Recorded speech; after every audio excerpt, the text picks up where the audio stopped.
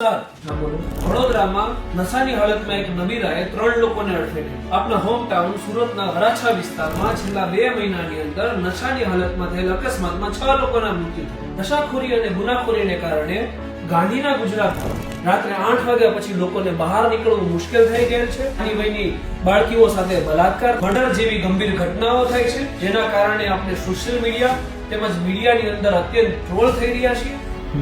આ બાબતે કોઈ એક્શન પ્લાન બનાવવો એ અત્યારે અત્યંત અનિવાર્ય છે.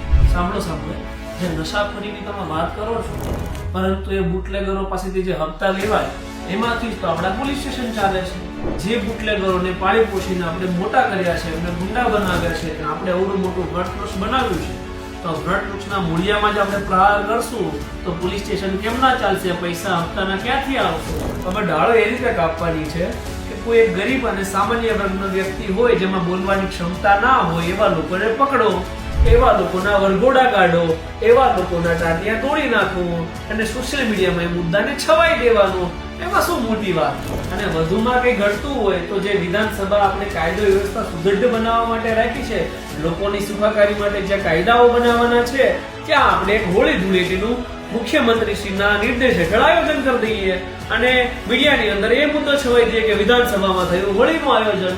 અને વધુ કંઈ જોતું હોય તો જે કોઈ આપણા ચાટુકારિતા કરવા વાળા લોક સાહિત્ય કલાકારો છે કદી એ લોકોને વિધાનસભામાં આમંત્રણ આપી દો અને એ પૂર્ણ થાય પછી એમની પાસે આપણી સરકારની થોડી ઘણી વાહવાઈ કરાવી લો. અને હજુ જો એમાં કઈ ઘટતું હોય તો અમુક જ્ઞાતિના કલાકારોને નહીં બોલાવવાના. એટલે જે મુદ્દો ઓરિજિનલ હોવો જોઈએ એ ભટકાઈ જશે અને જાતિ જ્ઞાતિનો મુદ્દો ગુજરાતની અંદર છવાઈ જશે. આ ચાલવા દો. અને આપણે ડીજીપી ને નિર્દેશ આપ્યા છે ને કે આવનારી 100 કલાકની અંદર જેટલા પણ ગુનેગારો છે, બુટલેગરો છે, જઘન્ય અપરાધો કરવા વાળા છે, તમામનું લિસ્ટ બનાવીને આપણને આપો.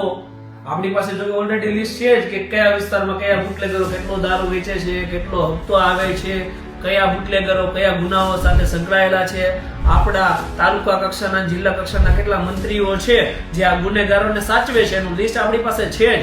પણ આ તો આપણે લોકોને મૂર્ખ બનાવવાના છે કે ભાઈ લિસ્ટ જારી કરો અને લિસ્ટના આધારે પછી કેટલા ઉપર એક્શન લેવીએ તો આપણા હાથમાં જ છે ને.